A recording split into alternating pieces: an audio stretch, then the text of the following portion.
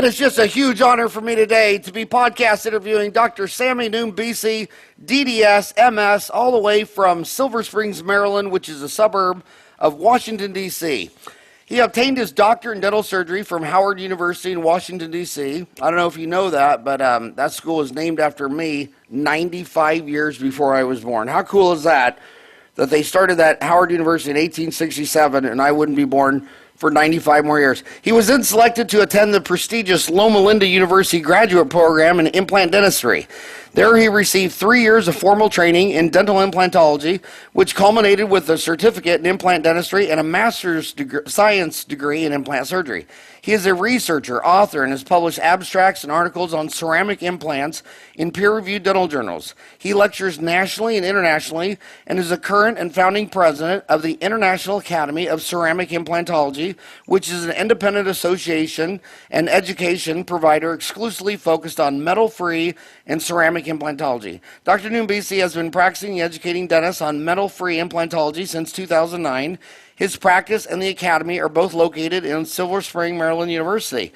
Well, thank you so much for coming on the show. Thank you, Howard. Thanks for having me. Oh, it's an honor. So, gosh, the first implant was placed by Brandmark. I wonder what year that was. Do you know what year that was? Can you Google that? What year did Dr. Brandmark place the first implant? And they've pretty much all been titanium. So do you see ceramic implants as the next big thing in implantology? Yes, I do, and for many reasons. Like you said, the grandfather of implants was Brandmark. From when he started, I think it was in the mid-50s, I can't remember, until today, titanium implants remain the dominant form of tooth replacement in implantology. However, over time now, we've been finding that technology has evolved, and we're finding that not all patients and not all titanium alloys are created equal, and therefore we start to face challenges, and we also start to face the public asking for better materials to be inserted in their body. I just Googled it. Leonard Linkow in the 1950s was one of the first to insert titanium other metal implants into the bones of the jaw. Artificial teeth were then attached to these pieces of metal. In 1965, Brandmark placed his first titanium implant to a human volunteer. So I wonder when the first ceramic implant was done. Well, if you go back in the history of ceramic implants, we have the equivalent of Brandmark and Linkow with ceramic implant, which is Sammy Sandhaus out of Switzerland. And Sammy Sandhaus started looking into ceramic implants, modern ceramic implants, I should say, in the 70s. He even had a brand at the time, his own system, which was made of an early type of ceramic.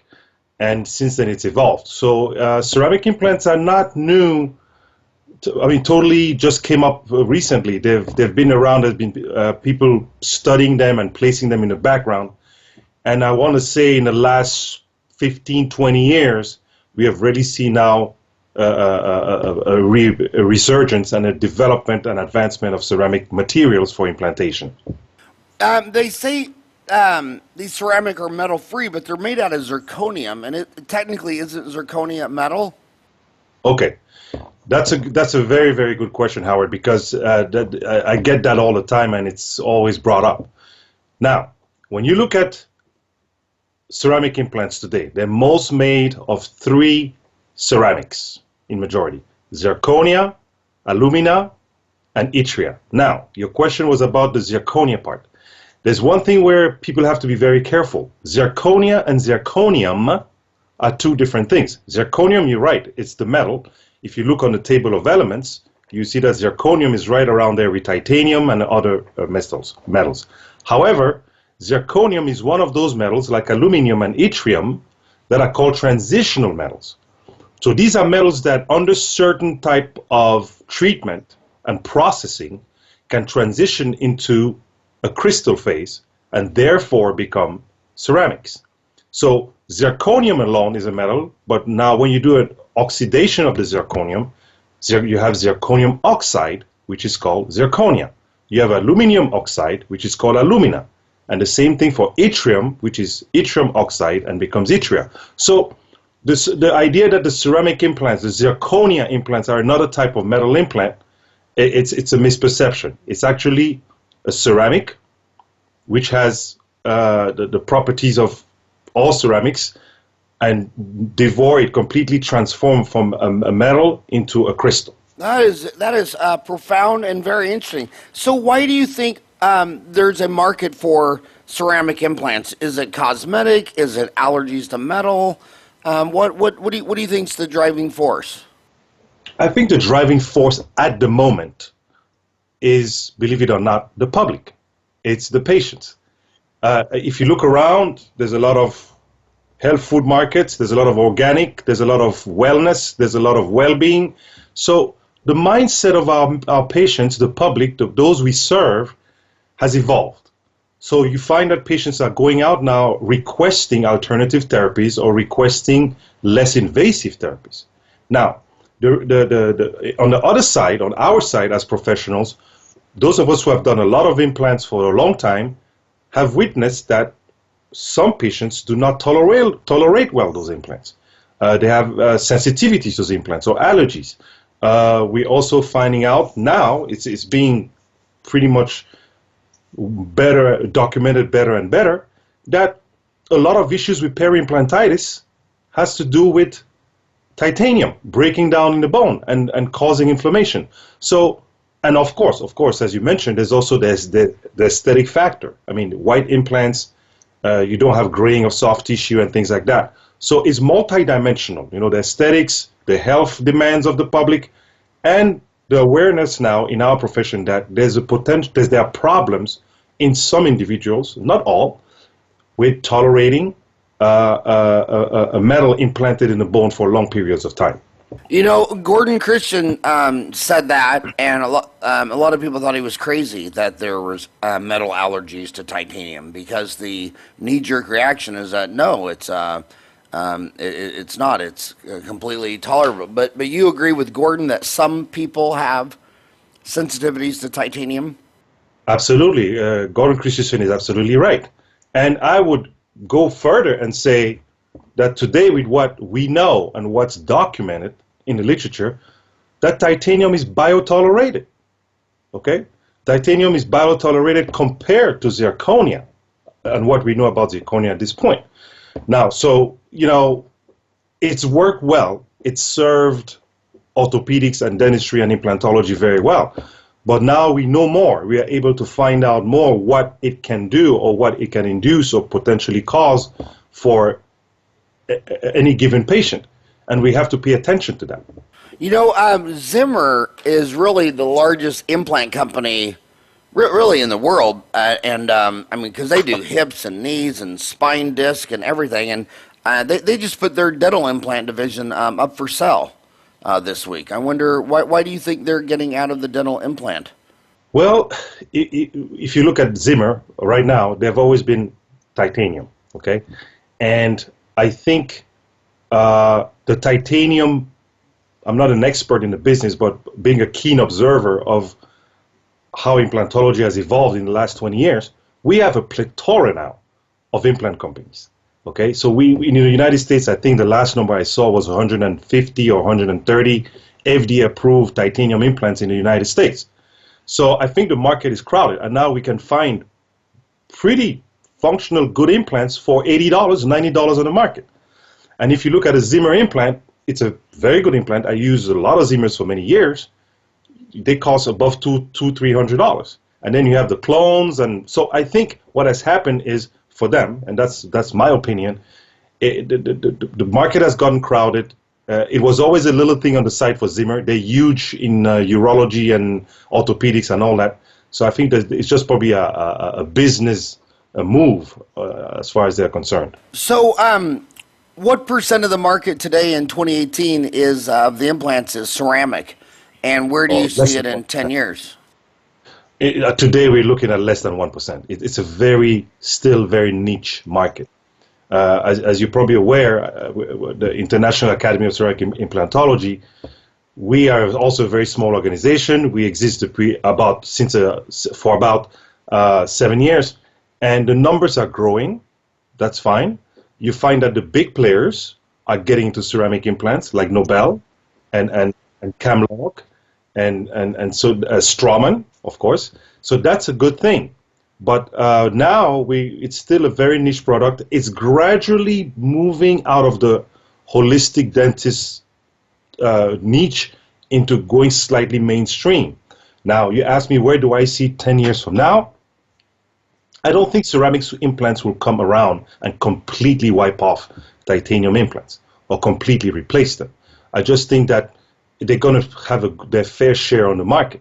The problem now we have with ceramic implants is the cost. They can be very expensive, especially based on which technology is used to make them. So 10 years from now, I'll stick my neck out. I'll say maybe it could be somewhere around 15-20% of the implant market. Wow. So your website is IAOCI, the International Academy of Ceramic Implantology. IAOCI, International Academy of Ceramic Implantology. I know what my homies are thinking. The first thing they're thinking is, well, which ceramic implant do you prefer? Okay. Ceramic implants, I'm going to be a little long in my answer, but I'll try to be very succinct anyway. Ceramic implants are made in two ways. They can be made either by milling or they can be made by injection molding. Okay? Now, the milling technology is expensive because you have to have drills and milling machines to grind blocks of zirconia. Whereas injection molding, you can make a lot of implants in one shot. Now, and they come in two forms. Okay, they come in one-piece implants and in two-piece implants. Now, the challenge that has come about, there are challenges that have come about on both ends. A one-piece implant is very challenging, not only to place, but also to restore, because once you place the implant, you have the abutment connected to the implant, and you have to send the patient out and trust that they will not disturb that implant prematurely. So that's a big challenge. And then if you have angles or difficult areas, sometimes a straight implant, one piece, is not the most appropriate implant to place. Then you go to the two-piece implants, which are similar to what we know with titanium implants, but the challenge they have right now is to find a screw that's not metal. So, for example, Straumann has come out with their two-piece in Europe, not in the US yet, and it has a metal screw, which a lot of purists, either on the patient or the doctor, and don't like the idea of having a metal screw within ceramics. And if you look at the biomechanics of the two materials, they're not very compatible, so there's issues there. So there's only one implant right now on the market that has a carbon fiber screw and has enjoyed a lot of success because of that. But then again, the downside of that is that the screw has to be of a certain size and it takes a lot of restorative space. So to answer your question, Howard, very squarely, what's my favorite ceramic implant or which one do I favor? Not really any, because they all designed a little differently and they tend to be better applicable in certain situations versus others. What do I use the most? I like two-piece because, again, it reminds me of the flexibility I had with titaniums.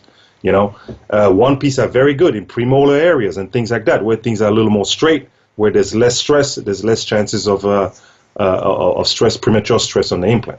So yes, it's very difficult to give you a square answer on that. You know, one of the biggest problems that these kids have is, they come out of dental school, $250,000, $350,000 in debt, and they've never placed a single implant. I mean, it's so hard to go from 0 to 1. What would you tell some lady who's 25 years old? She's commuting to work right now, and she's never placed a single implant. Guide her on her journey. How should she start? I think, like you're right, they come up with a lot of debt, and very few can afford to go to residencies like I did for 3 years and just learn implants. So how did you swing that? Well, at the time, it wasn't as expensive as it is today. Oh, okay. That was about 15 years ago. True. But it was tough. It was tough. I had to, like everybody, I'll be honest, it was challenging. Financially, it was. But then there was a passion in me to go and pursue that. Now, mentoring a young dentist coming out of dental school, 25 years old, $350,000, $400,000 in debt, I said, start by finding a mentor. Start by hanging around a guy who is open-minded, who is willing to share, who can walk you through it. I even say that this is something I really, really advocate. Start restoring implants before you place implants, okay? Because in implantology, the difference between the men and the boys, I'm not being sexist, but between is prosthetics. You can place implants all day long. If you can't use them for prosthetics, you're not going anywhere with it. So I tell young people or beginners, find a mentor, try to restore them. Because when you restore them, you'll see the problems that can come from poor placement or poor planning. Then go into single cases, simple single cases like, and simple doesn't mean an anterior, because a lot of people think a simple implant case is a number 8 or a number 9. That's not true. It's probably a premolar in a maxilla. That's the area of the mouth where things are very straight. You're less likely to hit a nerve or perforate the sinus and things like that. And then immediate placement is not a simple case either. A lot of people think, oh, the hole is there, I can just stuff the implant in there. No. So also what they have at their disposal, which I didn't have just 15, 20 years ago, it's a lot of tools. There's cone beam CTs, there's 3D planning, there's services that can help you plan. I didn't have that, and I'm not in the business that very long. So find a mentor, start restoring them first, do simple cases, and slowly grow. Also educate yourself, be open-minded.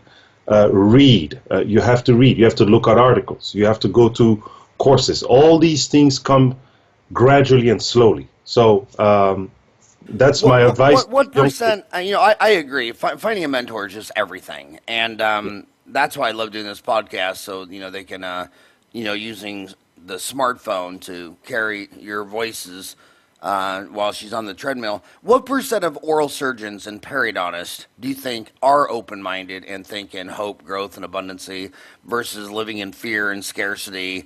And she knocks on his door, and he's thinking, I want you to send your implants to me. I don't want to teach you how to do this. This is my business. What percent of oral surgeons and periodontists you think in abundance? I can't give you a number, but it's probably very, very low. But what I can say is this. When I came out, after my 3 arduous years of learning implantology, I had the same reflex. You tend to protect what you earned, your hard-earned knowledge. But you know what I found out very quickly? The more you educate people on a certain aspect of things, the more they understand their limitations, and the more they understand what they're willing to do or able to do. So I found that my referrals went up when I explained and showed the process, and some of these people will sit and say, Dr. Sammy, I think I'm going to let you do that. And once you educate these people to see what you see or how you see it, they see more. They might keep a few in the office, the singles and whatnot, but they'll now learn how to identify the cases that fit what you need as a specialist or the expert. So the percentage, I don't really know a number. It's probably below 5%. I don't know. Yeah, exactly. And the orthodontists have the same problem. They're so scared of a general dentist doing Invisalign. And what is Invisalign doing now? They're bypassing the orthodontist. They bought a controlling interest in a Smiles Direct Club, and now they're going straight to the consumer in malls. And here the orthodontist thought the general dentist was the bad guy. And every orthodontist that I've seen in the last 10 years who knew general dentists were going to do Invisalign and got behind it and started putting up study clubs in their office, say, hey, dude, if you're going to do this Invisalign, I want to make sure you're doing it right. Their practices exploded because the general dentist might start doing some Invisalign. What I've seen with orthodontics is general dentists think it's a great idea, and they don't realize an orthodontist is flipping a chair every 15 minutes, and they're scheduling an hour for an ortho check or 30 minutes. And they all get into it, and then most of them get out of it. And then who do they leave all their business to? That orthodontist who had a relationship and thought in abundance. And same thing I've seen over and over. The endodontist who let you come in and sit down and watch them do a root canal, they always have the biggest practices. Living in fear is just not an option. No. I remember this metal allergy. I've seen this rodeo before 30 years ago. I mean, back when, by the way, when I got out of dental school, a PFM was the cosmetic everything. I mean, that was cosmetic dentistry. But you saw it in like Irish, Wales, Scottish, kind of northern Scandinavian, that some people would get a tattoo from the amalgam. And Gordon thought it was because people like me were a little more acidic and were leaching the metals out and from the PFM into the tissue. And we know people are different. Like I'm Irish, and Irish have the highest percent of celiac sprue. In fact, if you ever go to Ireland, every single grocery store has a celiac-free section because in the United States, it's a very rare disease, celiac sprue, but in Ireland, it's very common. So I could totally see that some people would have a metal allergy. Do you think Irish people are more susceptible to titanium? Or have you seen any demographic, man, woman, menopause, anything that more closely associated with metal allergy than not? It's very interesting the points that you made. You said a couple of very pertinent things. For example, there's been some studies out there that there's potentially genetic markers to people more likely to have implant failures than others. It's not well studied yet, but there's a couple papers I've seen around suggesting that genetically some people might be predisposed not to be very receptive to implants. Now, talking about getting what Dr. Gordon Christensen told you about being acidic, well, acidity rhymes with being inflammatory, in an inflammation state. So when you have that PFM or you have that implant, well, if you're acidic or if you are you have a certain amount of inflammation around that implant, well, you induce corrosion attack to that implant because of the acidity, and then that implant releases more metal ions in the peri-implant area, and then you have the macrophages that come in, the TNF alpha, and you have more inflammation, then you have osteolysis, you have periimplantitis, and then you have implant loss. So I cannot prove it, but one thing is for sure, and that would be a great study to verify, to see where people who live, for example, in areas where there's enough sunlight, or where they spend a lot of time outside and wear light shirts like yours instead of a suit and jacket like me, if they have a higher success rate. And what am I going there? Which direction am I going with this? We now know. Well, now no, it's been known, but we now accept more openly that a deficient vitamin D person like me, who lives in Silver Spring and not in Florida or Arizona, and a high cholesterol patient, or somebody who has been taking antidepressants for a long time, like serotonin uptake inhibitors and things like that, they tend to have a higher failure rate. So again, these are things that are not that have not been deeply investigated or looked into. But I would agree with you that there's a very strong chance that there's certain people or certain demographics that are not just going to do well with certain materials. That is that is very profound. Another thing that I see kind of bizarre. Let's face it, people who need all on four, they usually weren't a vegan yoga instructor who rode her bicycle to work every day. I mean, these are in Phoenix. These are people who drank a lot, smoked a lot, didn't brush their teeth a lot, were more likely to have Mountain Dew than bottled water, and then they've lost everything. Sometimes even from meth. And then some dentists will put this all on four. Well, it didn't change the behavior. You still got your Uncle Eddie in a trailer park in Apache Junction, and his behavior doesn't change. And they're charging $25,000 an arch, which combined is $50,000. In fact, Ryan, I'd love to find out what is the top selling $50,000 car in America. And then I see, and then they come into my office. And, they got an entire ham sandwich underneath these implants.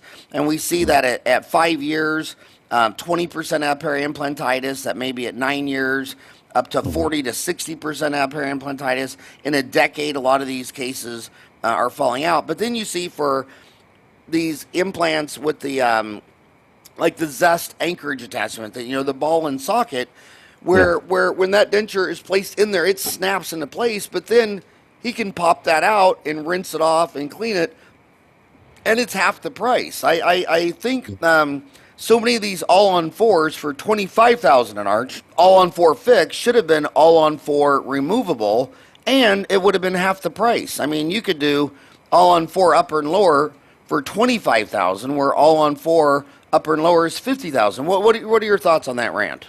Well, you've touched upon a lot of things. For example, you said the guy who purchases these fixed all-on-4s, all this work is done without changing his or her behavior. But not only that, all of this is also done without checking his chemistry, his blood work, and all kinds of other things. I think when you look at the old implant papers or the old implant reports, it used to be done in hospitals. Patients had blood work before the implants was placed. Our colleagues in orthopedics do that. They don't go and do a knee replacement without knowing what's the systemic status of the patients. We in implant dentistry, we just place a lot of implants, and by and large, they're very successful.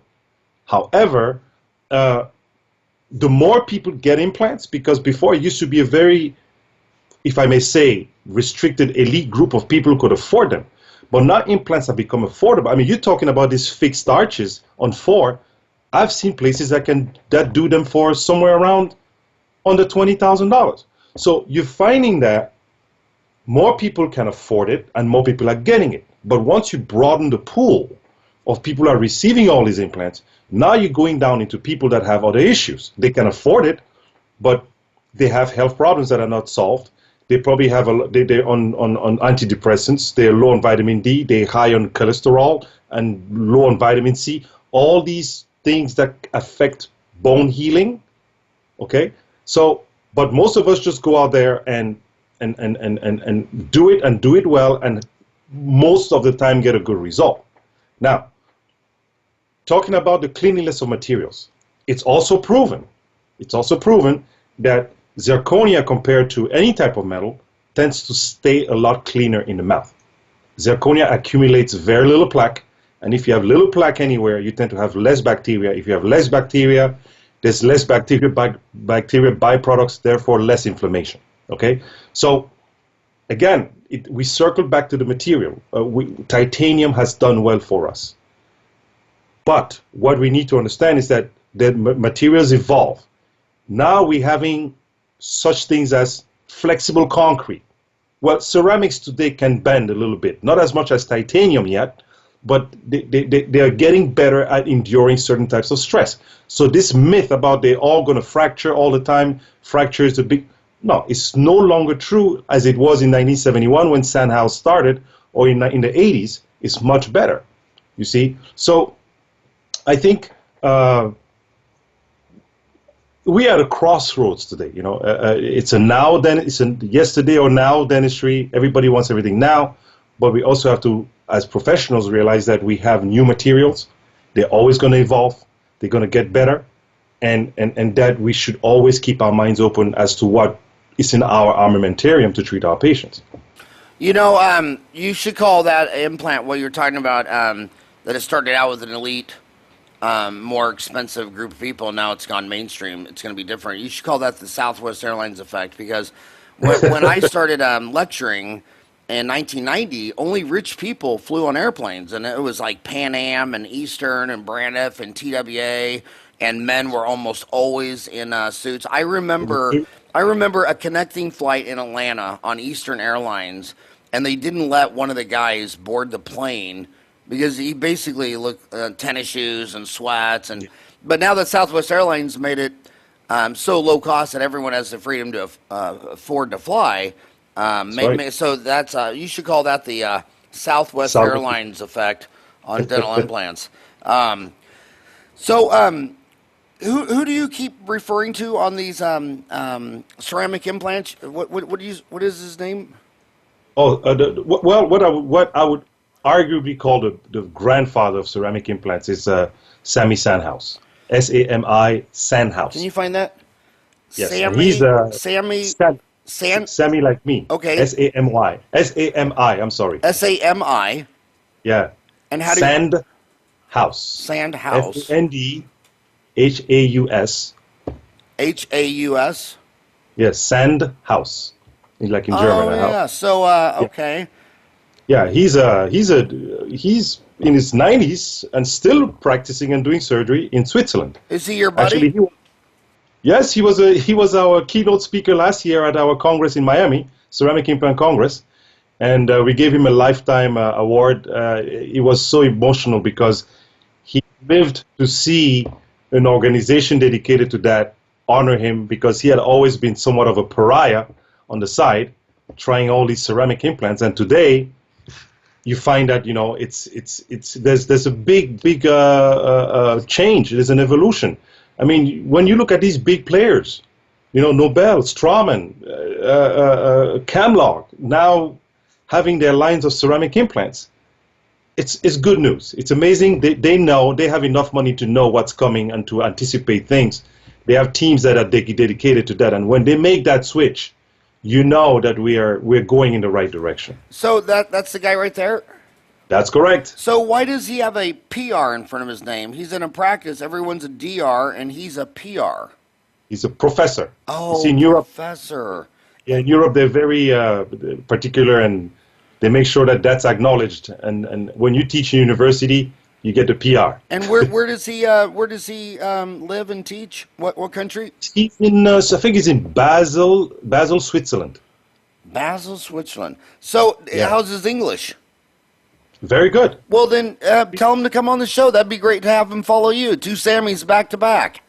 Yes, That'd be romantic. Oh yes, I'll do that. Yeah, shoot. I have videos of him too. I'll send some videos to Ryan of him. Yeah.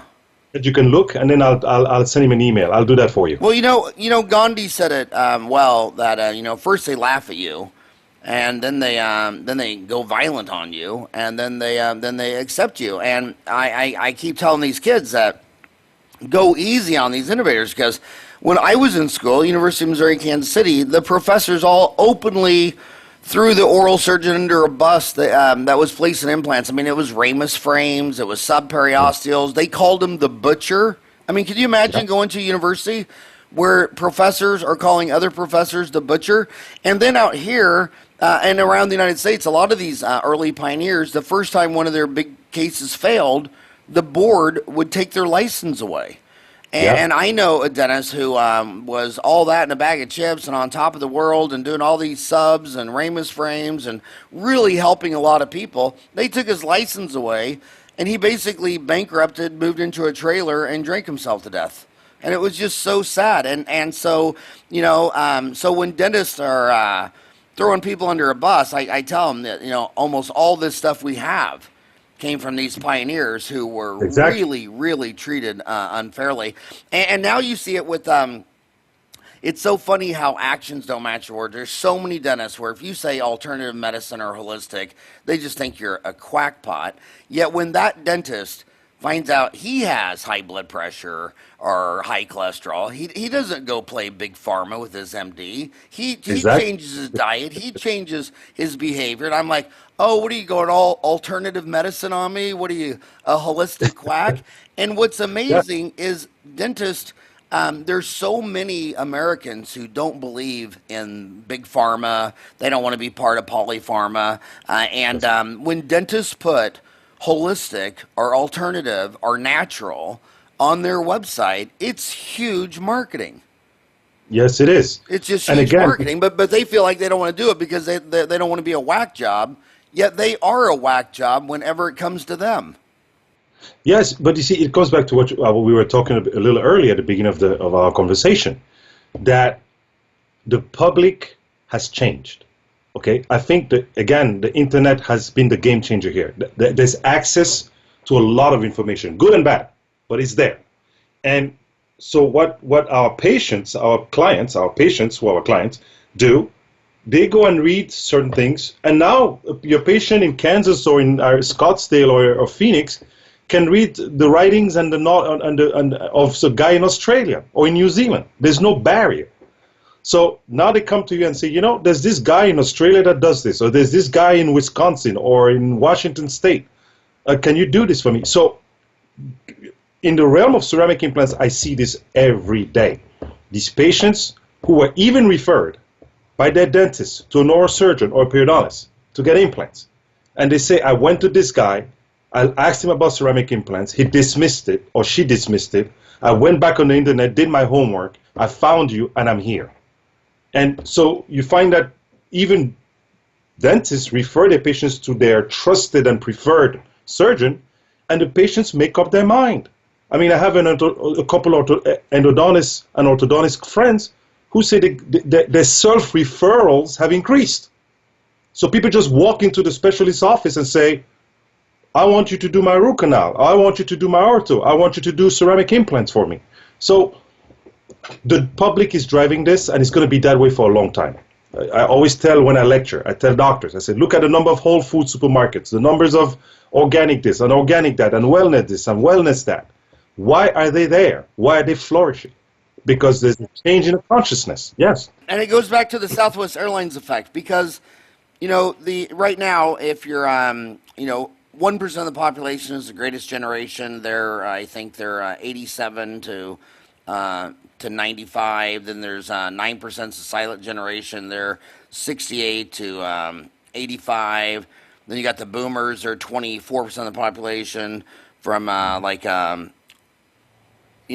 now they're 49 to 68. But those three generations, they would go to the doctor. The doctor would say, you need a knee transplant or a knee implants or a hip, or you need this. And they'd say, well, okay, you're the doctor. But now we got Generation X and millennials and Generation Z, and they don't care that you're a doctor. They're going to do a 15-minute Google search, and Southwest Airlines has made it affordable to fly. And these dentists that are building their cases on their website that says, this is my work. These are cases I did myself.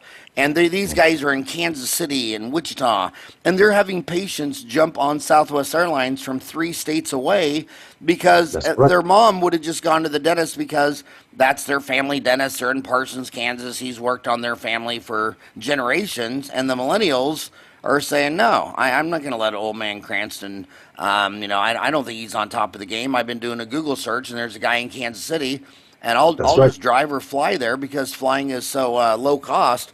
And they and plus it doesn't matter if there is a metal allergy or not. If the patient believes it and they're the ones with the cash, that's what they're going to get. I mean, I have people all the time, and I don't even, and the flag words don't even make sense. Like they say, well, is there, is this material natural? And I always say, you mean natural like chlamydia or natural like HIV?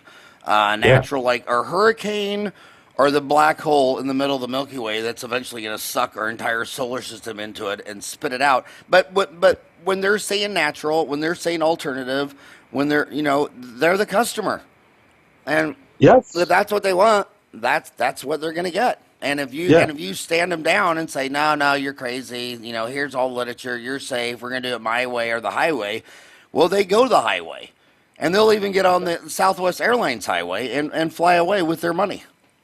No, that's what happens. And I can tell you, even my friends and colleagues in Europe, they tell me how they receive so many U.S. patients in their practices in Europe. And me in Washington, D.C., Silver Spring, Maryland, people fly from Florida, California, a little less these days because there's a few more doctors on those coasts doing ceramic implants. But when I started ceramic implants in 2009, I mean, it was an honor, but it was also difficult because you have these patients coming from all over the country and nobody willing to touch or follow up with them. And they cannot stay in your town 2, 3, 4 weeks for you to follow through. It was difficult.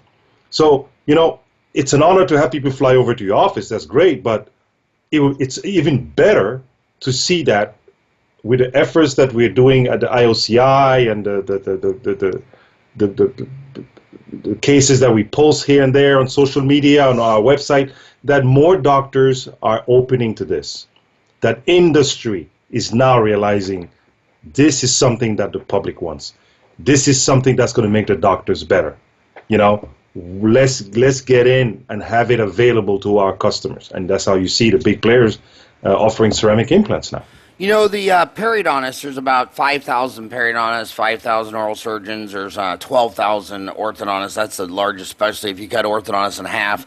each half would be larger than the second largest oral surgeons. But the periodontists, they voted on changing their name at the last meeting, and it only failed by one vote. They wanted to add dental implants into their name, and but I kind of look at their the periodontists as, at 2018, there doesn't seem to be an agreed definition of periimplantitis and treatment protocol. I mean, it's kind of like, I mean, if you just Googled, well, you know, I mean, it's really not black and white yet. What do you think is the protocol? Because periimplantitis is a really big deal. I mean, I'm reading that at 60 months, 20% implants have periimplantitis. That at 9 years, depending on the study, 40 to 60% have periimplantitis.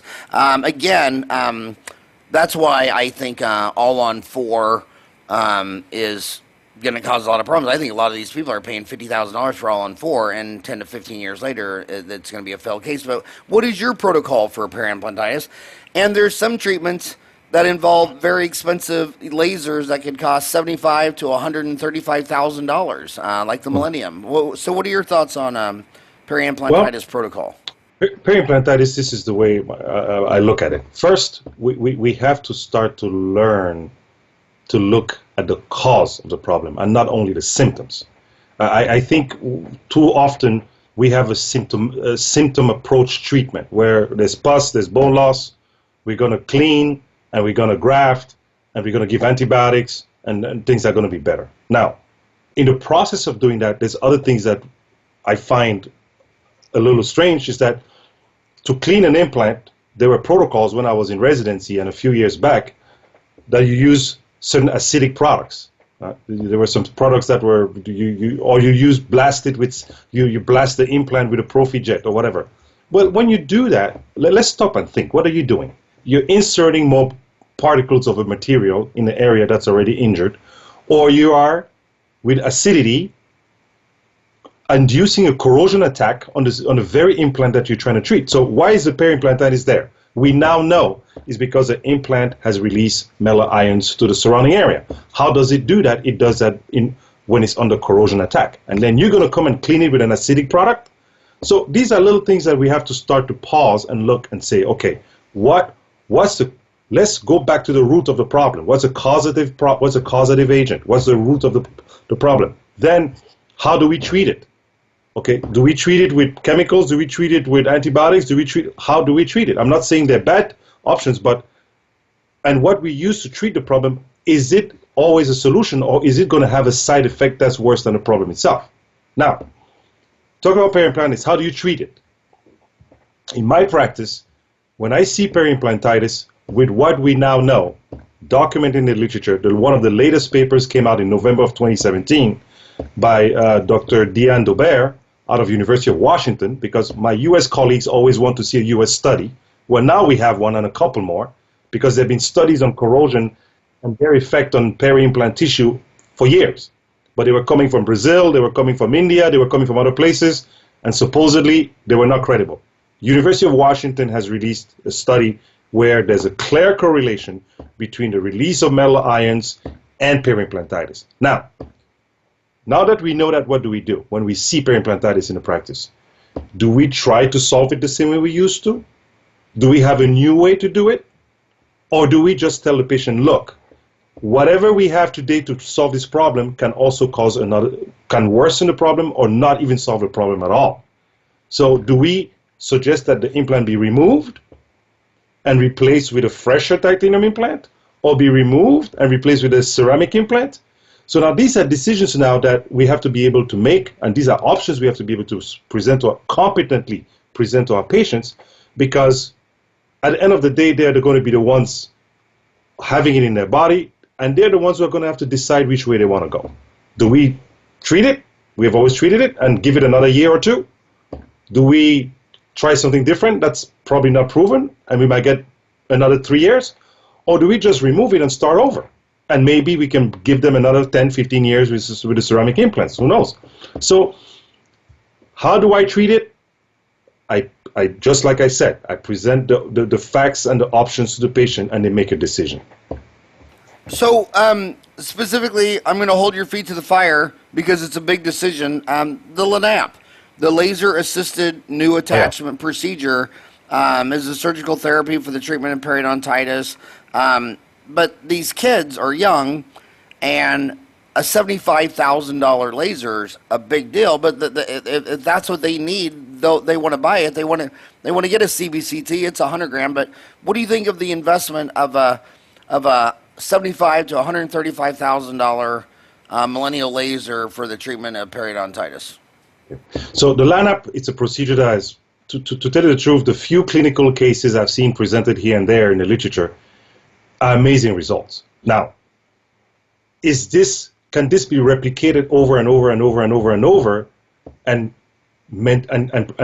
guarantee that what was recovered would last? I don't know, because I myself am not a user of lineup. However, I'm one of those guilty ones where I was barely out of residency. I'd not even bought my first house, and I went and I bought a cone beam because I needed it to do these implant cases. I would call myself an implantologist. Well, hey, you have to have the tools. The LANAP, from the limited information I've seen, and I think there's no, that I'm aware of at least, longitudinal study over years showing, okay, a LANAP treated case can maintain its new attachment and new bone, whatever, over 5, 10, 15 years. I don't think we have that out there yet. So I'll tell the young kids, I say, listen, again, choose a mentor, a LANAP owner. Go and see what he or she is doing with his LANAP. Watch it for a little while before you jump in and buy this $120,000 device. Because, I don't know if the protocols, I've been to a couple LANAP lectures once or twice over the years, but I think the investment in the technology has to warrant a certain type of, not guarantee, but a certain type of stability to what you claim, or you're going, the solution that you're trying to bring to the patient, Which cone beam did you go with? I went with the Prexion from the Prexion from, at the time the company was called Terra Recon, but now they call it the Prexion 3D. I got my cone beam in 2007, when there were not even more than 20 cone beams in the country. I went with the Prexion, which at the time was really, and still is, one of the top machines in terms of imaging quality and low exposure. Yeah. And who makes that? Prexion. But I mean, what country? Oh, it's a Japanese machine. A Japanese machine.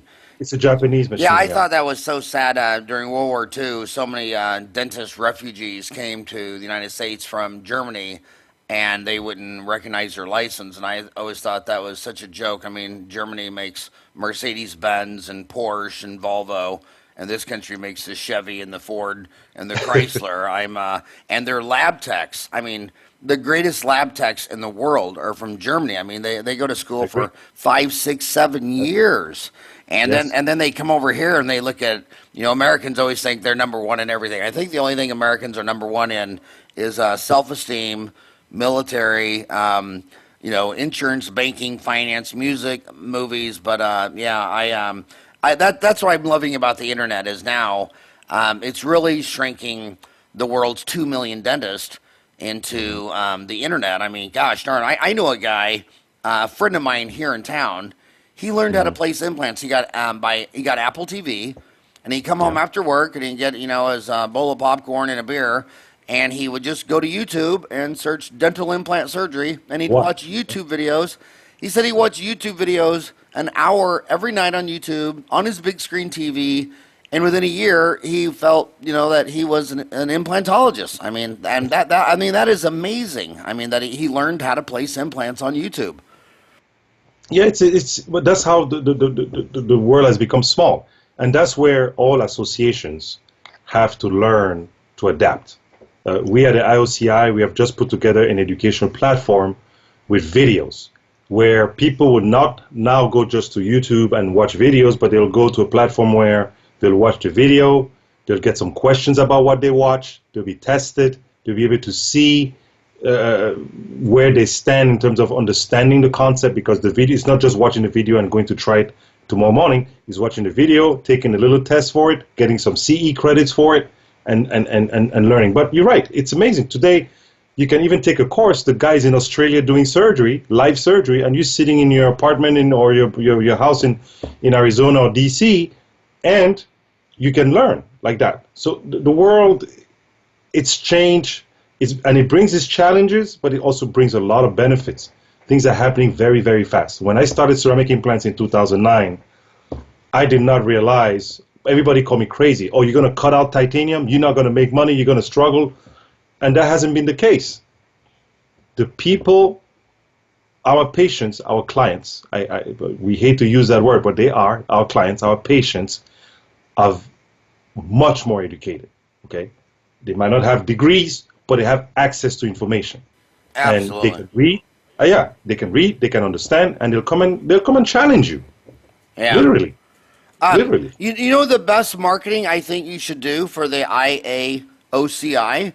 A lot of people make an online CE course on Dentaltown. We put up 411 courses, and they're coming up on 1 million views. The millennials, they like the fact that it's an hour as opposed to an all day, and a lot of people really build their brand. And after they see you for an hour, they know you, they know your name. You can talk about your course, everything about it. But I think it's a win-win situation. They get an hour of ADA, AGD approved education. You build your brand and talk about everything. But I think. Let me work on that with Ryan. I'll definitely. Yeah, because you already have all the content.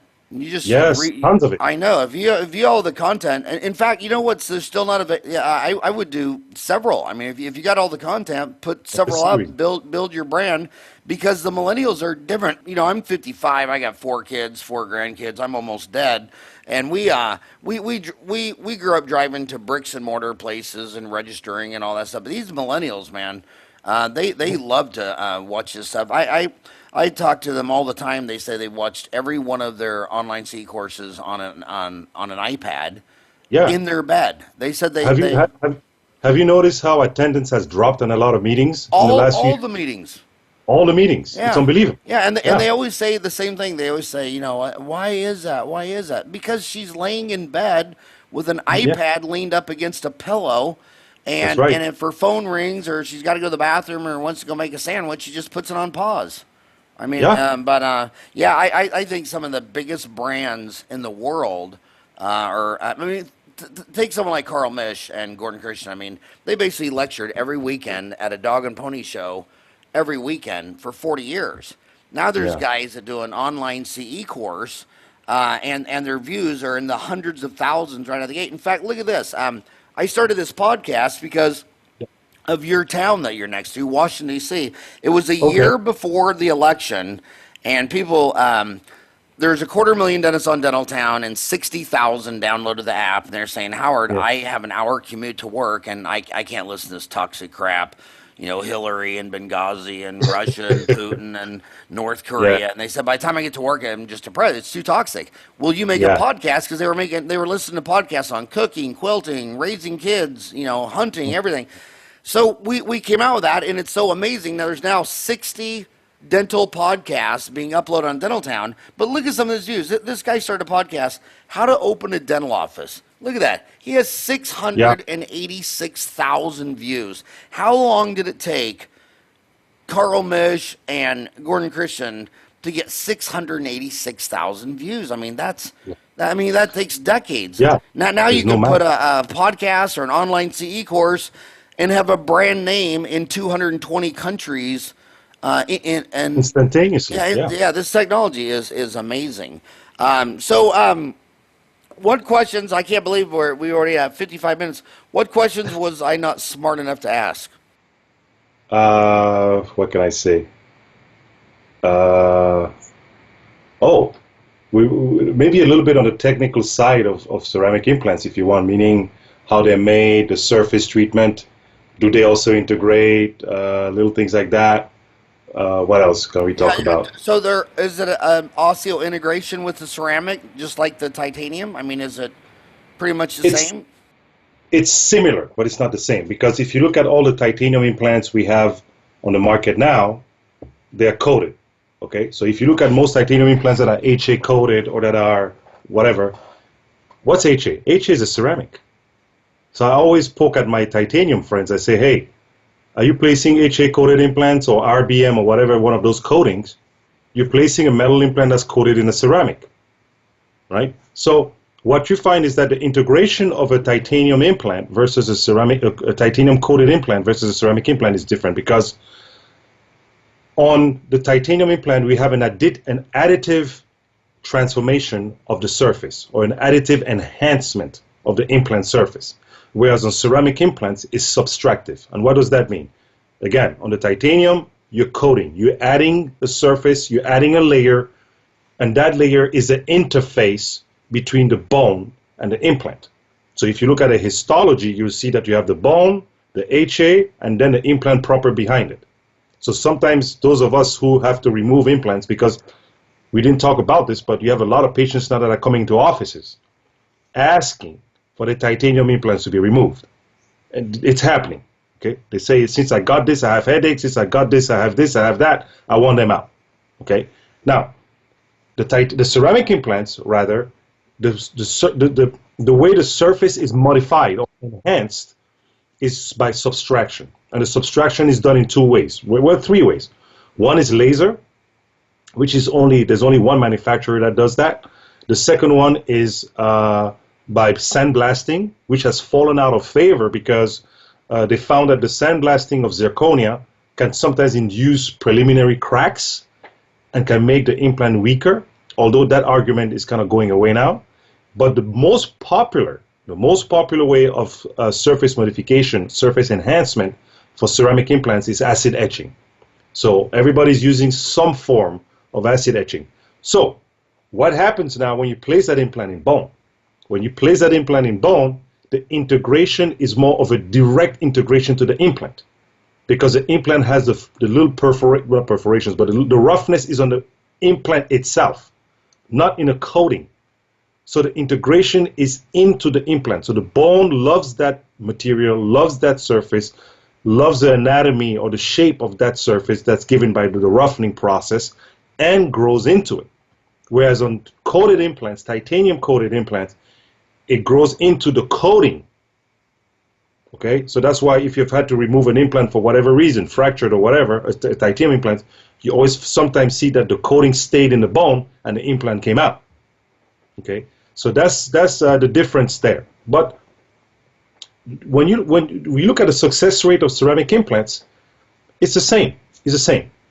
However, we're now finding amongst ceramic implant clinicians that the patient needs to be really well optimized before you do these implants on them. Optimized, I mean, you really got to make sure that the vitamin D is at a good level, the cholesterol, the vitamin K, the vitamin C, because this is a speculation at the moment. We think there's a little bit of a lag time in terms of the biological integration to take place compared to titanium coated implants. And if that lag time takes a little too long, the ceramic implant tends to fail. Whereas the titanium coated, I don't know if because of the time we've had working with it and improving it, it does a lot, but you just don't, that lag time can be longer and you can still have an implant that integrates. What happens 10 years or 5 years later, that's a different story now. I had my blood work done. I'm not even kidding. I did that 23andMe, and I'm 4.3% Neanderthal. Here I thought I was all Irish, and I'm part caveman. You need to watch your ancestral diet. You need to go back to your ancestral diet, because... But that's another conversation. when I told my boys I was part caveman, they said they always knew. If you had to buy the CBCT over again, I mean that's another really big decision. I mean that's a six-figure decision. Are you happy with your Prexion? Would you buy it again today? Oh, that machine, yes, I'll buy it again today. They've had upgrades since. I mean, I've had mine 11 years now, and their upgrades are very nice. I've also seen some other some other CBCTs on the market that have that. I mean, they've made leaps and bounds. I mean, the last one I looked at was at the ICOI meeting in Orlando, and they had one from Vatek. It was amazing. I mean, the rendering, the quality of the software was mind blowing. So the CBCT, I bought a CBCT before I bought a house, but it was a good investment, I'm so old. My first CAT scan was actually a cat. I would just throw the cat Yeah. on the patient's lap, and she would smell the patient and tell me which side. Are you using, a big part? You can't place an implant if you can't sell the case. And I've noticed that the people doing the most implants actually they're a better salesman. They perfect sales, and that Prexion has that software where you can make 3D animated movies for Yeah. patient case acceptance. Do you like their software? Are you using the animation to make movies? What are you doing to try to sell a case? Because you can't place it if you can't sell it. That's true. And what I personally, I don't use animation. I used animation many years ago. There was a company out of Canada, I think they were called Console Pro, whatever it was, and they had a software that had showed animation. And maybe I wasn't patient enough, but I never really felt that I had an edge, or I was able to close cases a higher closure rate because I was able to show an animation. Now the animation has its pluses, is that you do less drawings and you do less scribbling, and you can give them a good idea of what's happening. Now, I always believe that if you are honest, candid, and with your patient, most of the time they'll tune into that, being candid and honest, and probably go forward. Now, Well, if you're candid and honest, what the hell are you living in Washington D.C. for? That's the biggest swamp. stuck in the beltway. That's what? I'm stuck in the beltway. Oh my God, that's the biggest collection of lying thieves on earth. But that's another thing I say. I tell, especially the young dentists, I say, I started out that way. I thought I could be the doctor for everybody. I could treat everybody. Not every patient is good for you. And it might sound a little esoterical here. They're not. You cannot treat. At the end of the day, we are healers. We heal people. And you go back to you're talking about ancestral diet, caveman and all that. Back in those days, healers would look at some people and say, I cannot help you. They said, your energy is not good. That's the kind of language they used to hold. Now today we have cone beams, we have scanners, we have whatever. But sometimes you just have to use your judgment and say, I'm not trained to handle this case. And put your ego out of the way. Just understand that not every patient you're going to be able to treat. Some you're going to have to let go.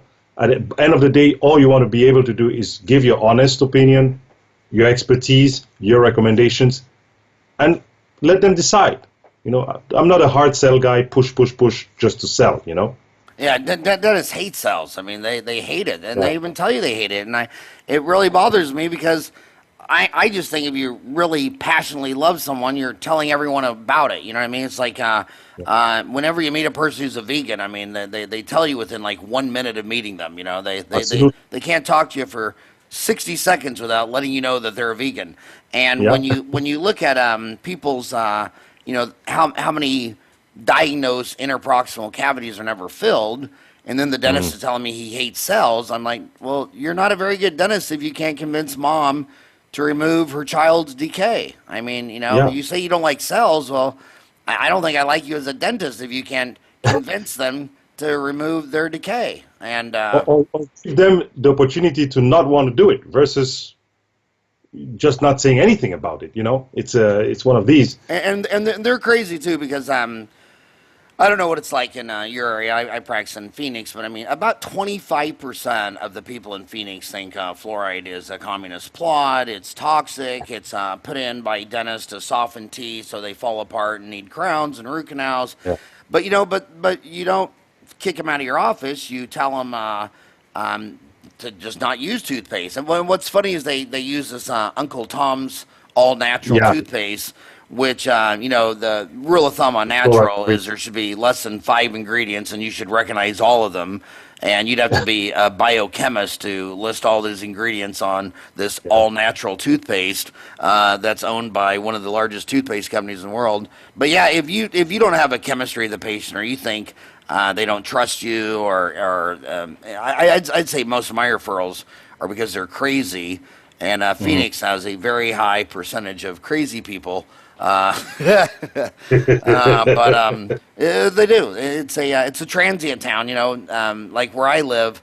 Didn't even exist 30 years ago. I mean, it's just sprawling suburbs. So, when I grew up in Kansas, Wichita, pretty much everybody was born in Wichita, and so was their mom, their dad, and their cousin Eddie, and it seemed to be a far more stable population. But you go to Phoenix and LA and Houston and Washington too. Washington has a lot of transients, Yeah. You know how you can always tell when a politician is lying in Washington, D.C.? How? Their lips are moving. But hey, Sammy, seriously, thank you so much for accepting my invitation to come on here. Congratulations on the International Academy of Ceramic Implantology, which is www.iaoci.com. IAOCI.com, International Academy of Ceramic Implantology. I'd love to get an online course out of you for Dentaltown. Yes. I love that. I'm a firm believer. Watching this for 30 years, last night a couple of us dentists went out to dinner and we were reminiscing. One of my buddies across the street has been there 30 years, passed away, Dr. David Rush, and we were reminiscing over the years. But I keep saying that the number one predictor if that dentist is going to be successful is if they take 100 hours of CE every year. If you just keep exposing yourself to enough information, you're going to be motivated, you're going to fall in love with something, you're going to, when dentists tell me that they're burned out and they hate dentistry, what do they all have in common? They're not listening to people like you. That no one's turning them on. No one's getting them excited. And then they're going in there and they're trading time for money and they're burned out. And the key to burnout is listening to people like you. I could listen to you for 40 days and 40 nights. Thank you so much on waking up on a Saturday and instead of sleeping in and playing golf, you came on the show to talk to my homies. I really, really appreciate it. And I can't wait to see you again. Yeah, thanks for having me, and thanks for all the support. I'll be in touch with your back office, and we'll put this stuff together. Well, I'm Howard at dentaltown.com, and then the guy in charge of online CE is Howard Goldstein. So he's Hogo, Hogo at dentaltown.com. I'm Howard at dentaltown.com. He's Hogo, but email me, Ryan, whatever. I'd really love to get a online course out of you on ceramics, especially being the founder of the International Academy of Ceramic Implantology. And what would you like? You like a lecture? You like everybody does it different. Some people a video. Some people just have a video of them giving a lecture. Some people do load up slides onto the internet and then call in and do a voiceover. I'd say there's as many different. You should talk to Hogo. He's I'll talk. He's in he's outside of Philadelphia. He's in Bethlehem, Pennsylvania. Oh, that's not far from me. Yeah, he moved there because he thought that's where Jesus was born, and I keep telling him that I'm pretty sure it's the wrong Bethlehem. But anyway, thank you so much for coming on the show. I hope the rest of your day is a rocking hot day. Same for you. I am proud to announce that the IOCI now has a members portal. This portal is going to have content necessary for anyone who wants to learn more about ceramic implants to be able to have access to the information necessary. This portal is going to be an environment where you could come and have access to articles, videos, recorded webinars, and earn education credits by either viewing recorded webinars, white papers, scientific articles, surgical videos, anything and everything about ceramic implants. I invite you to sign up and take a look at all the wonderful material we've put together for you. And happy learning.